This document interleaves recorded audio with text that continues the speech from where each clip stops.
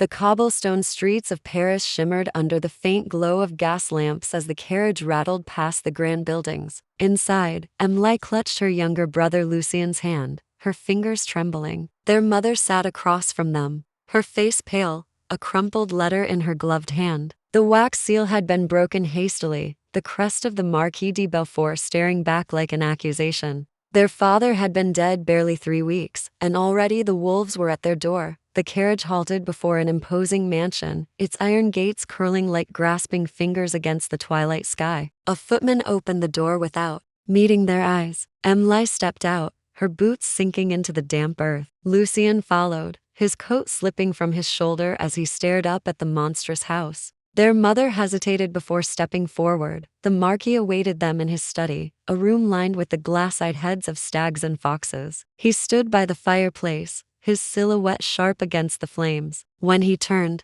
the firelight caught the silver streaks in his oiled black hair. "Madame Laurent," he said, his voice smooth as the brandy in his glass. "How kind of you to come." Amelie's mother lifted her chin. "You gave us little choice, monsieur." The Marquis smiled, his gray eyes cold. "Your late husband's debts are considerable. The land your estate occupies is vital for the new railway." His gaze slid to Amélie, lingering on her threadbare dress. "But I am not without mercy." Lucien's hand tightened around Amelie's fingers. "The boy will work in the stables. The girl will serve in the house." The Marquis circled them like a predator. "And you, madam, will find employment elsewhere." Amelie's mother choked. "You would separate us?" "It's that or the streets," the Marquis said lightly. "The decision is already made." That night, as rain lashed against the attic window where she and Lucien shared a narrow cot, Amélie listened to her brother's uneven breathing. Downstairs, the Marquis's laughter mingled with the clink of fine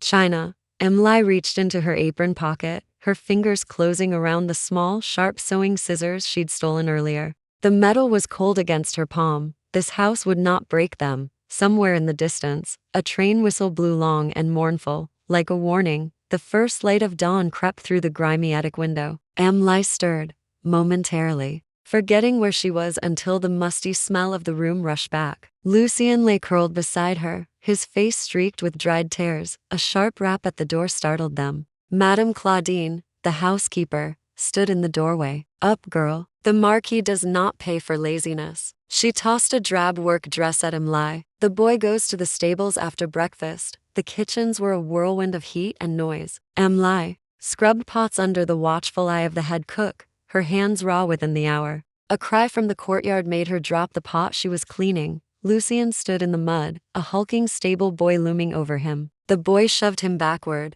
laughing as Lucien fell. Amélie lunged toward the door, but the cook grabbed her wrist. "The master doesn't like interference in discipline." Amélie wrenched free. "He's just a child." The cook's expression darkened. "And you're just a servant. Learn your place, girl, before you make things worse for him." The rest of the day passed in a blur of scalding water and aching hands. By evening, her fingers were raw, her back screaming from hours of labor. She stumbled up the servants' staircase, desperate to find Lucien. The attic was empty. His side of the cot was neatly made, but he was gone. A cold knot of fear tightened in her stomach. She turned and nearly collided with a chambermaid. "Where's my brother?" The maid hesitated before answering in a hushed voice. "The stable master kept him late. They're mucking out the stalls." Amélie didn't wait. She ran to the stables, her heart hammering. The doors were open, lantern light spilling into the dusk. She found Lucien in the last stall, scrubbing the floor, his sleeves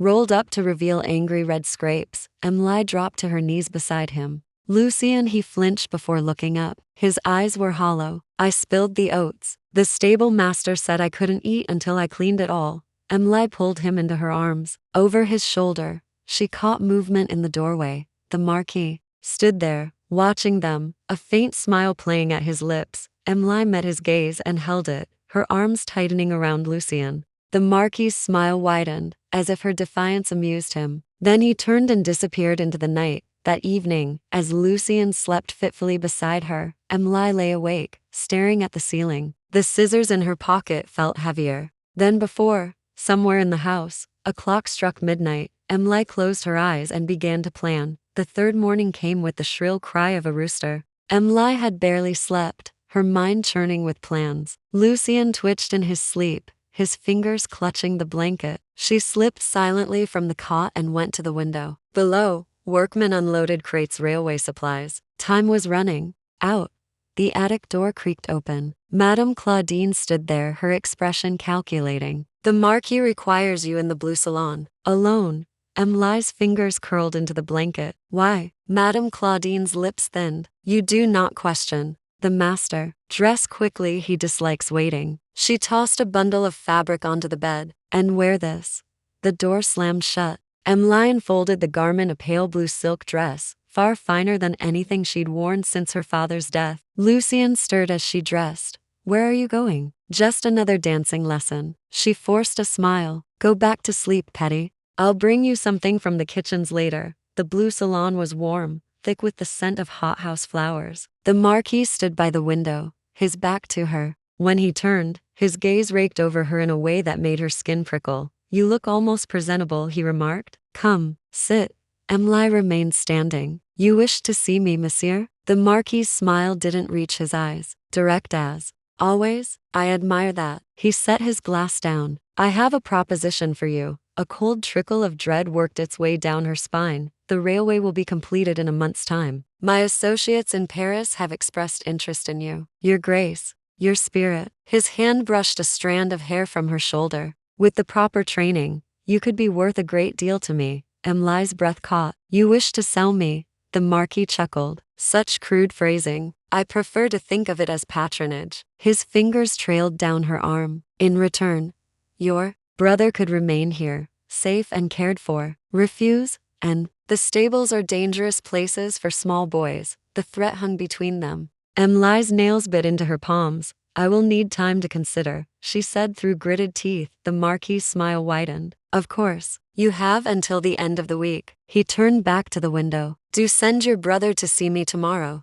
I've taken an interest in his education as well. The kitchens were in chaos when Amélie stumbled in, her vision blurred with unshed tears. She snatched bread and cheese from the pantry, desperate to find Lucien. A hand closed around her wrist. Sophie, the scullery maid, stared at her with frightened eyes. You mustn't go to the stables. The stable master's been asking about your brother. Strange questions. About his health, his resilience. There's a man from Paris, a doctor of some sort. He arrived this morning. The bread slipped from Amelie's numb fingers. She knew exactly what kind of doctor would take interest in a small, vulnerable boy. She ran. The stable yard was deserted. The stable doors stood slightly ajar. Inside, the smell of hay and horses was strong, almost masking another scent, something chemical and sharp. Then she heard a muffled whimper from the far end. Amélie ran. The last stall was closed off with a heavy wooden door. It took 3 tries to lift the rusted latch. Lucien lay curled on soiled straw, his wrists bound. A man in a black coat knelt beside him, pressing a glass vial to the boy's lips. Something inside Amélie snapped. The scissors were in her hand before she'd consciously decided to draw them. The doctor looked up just in time to see her coming. She drove the blades into his shoulder with all the strength of her rage. The man howled, clutching the wound. Amélie didn't wait. She cut Lucien's bonds and hauled him to his feet. Run, she gasped, shoving him toward the door. Run and don't look back. The snow outside was blinding. Lucien stumbled, his legs weak from whatever drug they'd forced on him. Amélie scooped him up, her arms screaming in protest. A gunshot split the air. Amélie ducked behind a stack of railway TIs. Another shot rang out, closer this time. Then, miraculously, the trees were before them. She plunged into the underbrush, branches tearing at her skin. She didn't stop until the shouts faded behind them, until the only sound was their ragged breathing and the distant whistle of a train, the very train that had sealed their fate, now calling to them like a promise of escape. The frozen forest was silent save for the crunch of snow underfoot. Lucien's breathing was shallow, his lips tinged blue. Amélie wrapped her shawl around him, though it did little against the cold. Just a little further, she whispered. There's a village beyond these woods. The trees thinned as they pressed onward. When the first lights of the village appeared, Amélie hesitated. They couldn't risk walking into the open. She set Lucien down behind a fallen log. Wait here. I'll be right back. The village was small, a single muddy street lined with cottages. Amélie crept along the edges until she reached the one she sought a modest home with a faded blue door and a wooden sign depicting a ballerina, Madame Lefever's Dance Academy. She knocked. The door opened to reveal a silver-haired woman with a dancer's posture. "You're the Laurent girl," she said. "The Marquis' men have been asking about you." Amelie's voice cracked. "Please, madam, my brother, Madame Lefever." Stepped aside. "Bring him in, quickly." The cottage's warmth was almost painful after hours in the cold. Lucien sat wrapped in blankets by the fire, shivering as Madame Lefever pressed hot broth into his hands. "You can't stay long," the old dancer said. "The Marquis has eyes everywhere." Amélie nodded. "We just need rest." "Then will you what? Wander until you freeze or starve? The boy can't survive another night outdoors."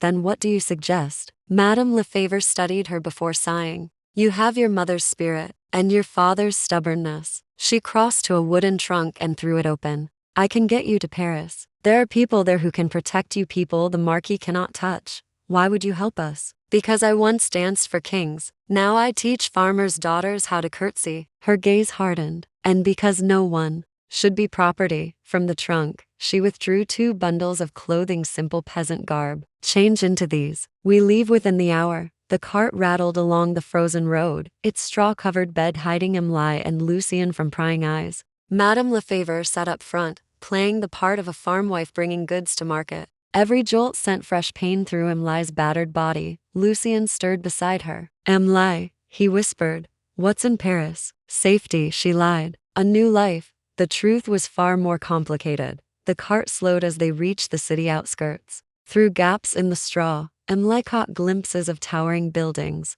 their windows alight. The sounds of civilization washed over them: carriage wheels, street vendors, a distant violin. Madame Lefever's voice was low and urgent. "When we stop, wait for my signal. Then follow the alley to your left. Knock 3 times on the green door. At the end, who's someone who owes me a favor." The cart halted. Now, they scrambled from their hiding place. The alley was narrow and reeking of garbage. Amélie didn't hesitate. 1 knock, 2, 3. The door opened to reveal a tall, broad-shouldered woman with a butcher's apron stained with blood. "Lefever's strays," she muttered. "Get in before you're seen." The room beyond was warm and cluttered, the walls lined with shelves of drying herbs. The woman bolted the door behind them. "Names? Amélie and Lucien Laurent." The woman snorted. "Not anymore." She moved to a cupboard and withdrew 2 small vials. "Drink. It'll help with the fever." Lucien shrank back. Amélie hesitated. The woman rolled her eyes and took a sip from 1 vial herself. "See? Not poison." Amélie relented, helping Lucien drink before downing her own. The liquid was bitter, but the pounding in her head began to ease. The woman nodded. "Good. Now listen, you can't stay here long. The Marquis has men at every train station, watching the docks. But there's one place his influence doesn't reach." Amélie held her breath. "The opera. They take in girls like you, ones with nowhere else to go. And once you're part of the ballet, not even the Marquis can touch you." She glanced at Lucien. "The boy will be harder to place, but I won't leave him." "Didn't say you should. There's a boarding school near the opera, strict, but safe. If you can earn your place in the corps, they'll make allowances for a brother." Amelie's mind raced. The opera, it was madness. She'd never had formal training. But what choice did they have? Lucien tugged her sleeve. "Can we really stay together?" Amélie looked to the woman,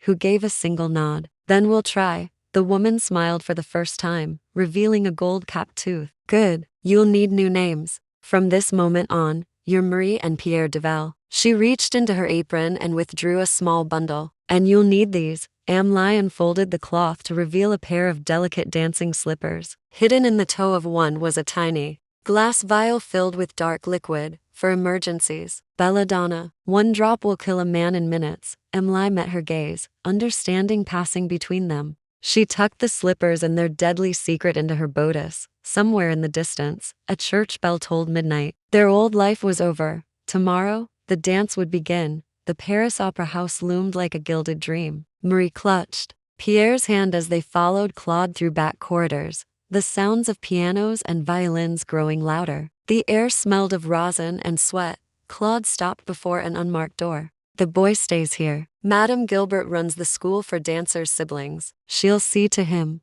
Pierre's grip tightened. Marie, she knelt before him. "It's only for the day. Be brave, Petty. I'll come for you after rehearsal." Madame Gilbert's Sharp voice cut through the moment. Come along, boy. The others are already at their lessons. Marie watched as Pierre was led away. Then Claude pulled her onward. The rehearsal room was a shock of sound and motion. Dozens of girls moved in perfect unison as a skeletal pianist hammered out a waltz. At the center stood the ballet mistress, tall and whip-thin, her black dress stark against the sea of pink. Claude shoved Marie forward. New girl.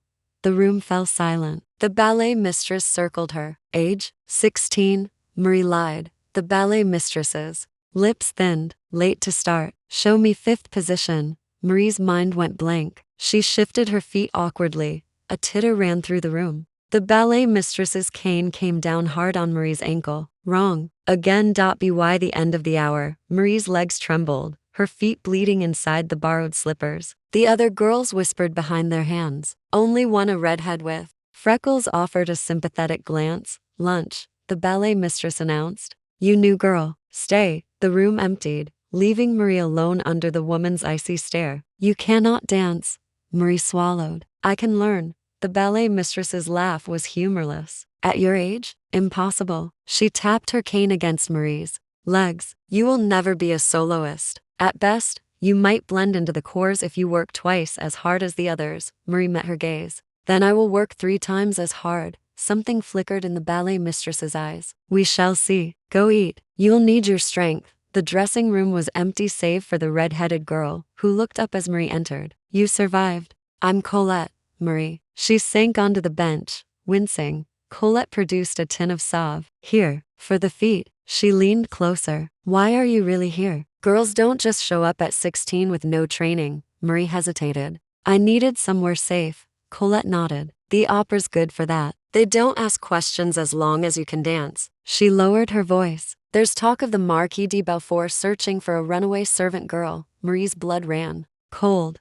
Colette squeezed her hand. I won't tell, but you should know he's been to the opera twice this month. He's a patron. Marie exhaled slowly. Of course he was. Stay in the back during performances. Keep your head down. Colette stood. Come on. I'll show you where the real dancers eat. The boarding school for dancers' siblings was a stark building. Attached to the opera, Marie found Pierre in a cramped dormitory, hunched over a slate. His face lit up when he saw her. Marie. She hugged him tightly. How was your day? Pierre lowered his voice. Madame Gilbert says I can start violin lessons if my sums improve. His eyes darted to the other boys. They think I'm simple because I don't talk much. Marie's heart ached. You'll show them. A sharp clap of hands interrupted them. Visiting hours are over. Dancers to rehearsal. Marie kissed Pierre's forehead. I'll be back tomorrow. As she turned to leave, Pierre caught her sleeve. Marie, he whispered urgently. There was a man today, asking about new students. Marie's breath caught. What did he look like? Tall, fancy coat. He had a ring with a black stone, the Marquis' signet. Marie forced a smile. Don't worry, Petty. He won't find us here. But as she hurried back to the opera, her mind raced. The Marquis was closer than she'd thought. Her fingers brushed the hidden vial in her slipper. Perhaps it was time to prepare an encore. The winter winds howled around the opera's spires. Marie lay awake, counting the water stains on the ceiling. 3 months had passed since their arrival. 3 months of grueling rehearsals and the constant fear of discovery. A floorboard creaked. Marie's hand flew to the dance slipper under her pillow, her fingers closing around the vial. The footsteps paused outside their door. Then a soft knock. Marie slipped from bed, pressing her ear to the door. Who is it? Claude. Open quickly. The moment the latch lifted, Claude shoved a crumpled playbill into her hands. The upcoming production, Giselle. And there, circled in ink, was the Marquis de Belfort's name among the patron list. Marie's stomach twisted. When? Tomorrow night. He's requested backstage access after the performance. Says he's looking for investment opportunities. The lie was transparent. Marie crushed the playbill. I won't dance. Claude grabbed her wrist. You must. Suspicion will fall on you immediately if you don't. The boy Marie wrenched free. Leave Pierre out of this. A door creaked open down the hall. Claude melted into the shadows. Dance, or you'll both disappear. Morning rehearsal was torture. Every step sent knives of pain through Marie's legs. The ballet mistress's cane tapped impatiently as Marie stumbled through the choreography. Enough. The ballet mistress's shout silenced the orchestra. She stalked toward Marie. You are dragging like a dying swan. This is the Willis scene. You are spirits. Ethereal, light. Her cane struck Marie's ribcage. Again, from the top, Colette caught Marie's arm during the break. You're shaking. Marie's lip was bleeding. I can't do this. Is it him? The Marquis? Marie nodded. Then we make sure he doesn't see you. The Willis wear veils. And in the back row, with proper staging, Colette's fingers dug into Marie's arm. But you must be perfect. No mistakes. Marie closed her eyes. Perfect. After 3 months, she could barely manage passable. The chapel bell tolled noon. The ballet mistress clapped her hands. Places. Pierre was waiting at the boarding school gates when Marie arrived that evening. His eyes widened at the sight of her pale, shaking, her practice dress soaked with sweat. You're ill. Marie forced a smile. Just tired. She handed him a roll stuffed with cheese. How were your lessons? Pierre shrugged. Madame Gilbert says I have a good ear for music. His voice dropped. A man came again today. Not the ring man. Another. Marie's fingers found the vial in her pocket. What did he want? Asked about new students. Especially ones who came with sisters. Marie knelt, gripping his shoulders. Listen carefully. If anyone comes for you, anyone at all, you run to Tharcé's shop. Do you remember the way? Pierre nodded. Are we leaving? Marie hesitated. Not yet. But be ready. Performance day dawned gray and drizzly. The opera hummed with nervous energy. Marie sat motionless as Colette applied the Willis makeup, pale powder, dark hollows under the eyes, lips bleached of color. You look like a proper ghost. Marie studied her reflection. Would it be enough? The call came. Places. Backstage was chaos. Marie took her position in the very back row, her veil secured so only her eyes showed. The curtain rose. The music swelled. Marie moved automatically, her body remembering what her mind couldn't focus on. Step, turn, arms floating, feet light. The repetitions of rehearsal carried her through. Then during the Willis Queen's solo, she saw him. The Marquis de Belfort sat in the patron's box, his lorgnette raised. His gaze swept across the course, searching. Marie missed a step. The girl beside her hissed a warning. She recovered quickly, but the damage was done. The Marquis's attention snapped to the back row. Their eyes met. His smile widened. Marie's vision tunneled. He knew. The final curtain fell to thunderous applause. Marie didn't wait for the encore. She shoved through the scrambling dancers. Colette caught her arm. Marie, he saw me. I have to get Pierre. You can't go out there. He'll have men watching every exit. Marie wrenched free. I won't leave him. She raced past startled stagehands, bursting into the alley behind the scene dock and straight into Claude's waiting arms. Going somewhere? Marie stomped hard on. His in step. Claude howled, his grip loosening just enough for her to twist free. She ran, her heart pounding. The boarding school loomed ahead, its windows dark. Too dark. The front door stood ajar. Marie crept inside. The dormitory was empty. Only a single sheet of paper pinned to Pierre's pillow. She unfolded it. The Marquis's crest glared up at her, embossed in wax beneath two words, Encore. My dear. The vial in her pocket seemed to burn through the fabric. Marie lifted her head. Very well, she whispered to the empty room. Let's dance. The grand foyer of the opera blazed with light. The Marquis stood at the center, accepting congratulations. Marie watched from the balcony, her fingers curled around, the vial in her glove. Below, the Marquis lifted a glass of champagne, his smile polished. Colette touched her elbow. They're holding him in the patron's lounge. He's unharmed for now. Marie nodded. The Giselle understudy is ill. They've called me to dance the lead. Colette's jaw set. Then we make sure he doesn't see you. The dressing room was quiet when Marie entered. Only Colette remained, helping her into the white Giselle tutu. Madame Vachin is furious. She says, you're not ready. Marie studied her reflection. I was born ready for this role. A knock at the door. Claude's beady eyes peered in. 5 minutes. As the door closed, Marie reached beneath the dressing table and withdrew a second vial identical to the first. She pressed it into Colette's hand. If this goes wrong, Colette's fingers closed around it. I'll see he gets away. The stage stretched before her, vast and terrifying. In the patron's box, the Marquis leaned forward. Marie took her starting position, her pulse steady. The curtain rose. Giselle was a ballet about betrayal. Marie had never understood the role so completely. Every step was weighted with grief, every gesture heavy with loss. The audience sighed. As she floated through the mad scene, But it was in the second act when Giselle returned as a ghost that Marie truly shone. Her foots were razor sharp, her arabesques hovering a second too long, as if defying gravity. The Marquis' gaze never left her. During the final pas de deux, Marie's partner lifted her high. For one suspended moment, she locked eyes with the Marquis. He thought he'd won. Marie let her lips curve in answer. The applause was deafening. Bouquets rained onto the stage, one particularly extravagant arrangement of white orchids. The Marquis' gift. Marie accepted them with a curtsy, her fingers brushing the card tucked among the blooms. My private box. Come alone.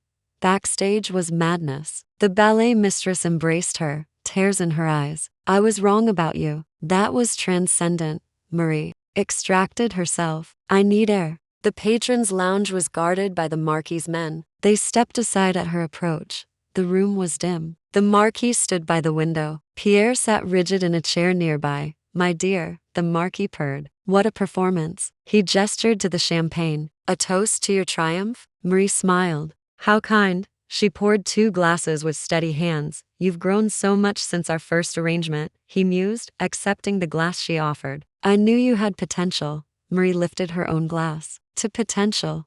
The Marquis drank deeply. Marie pretended to sip.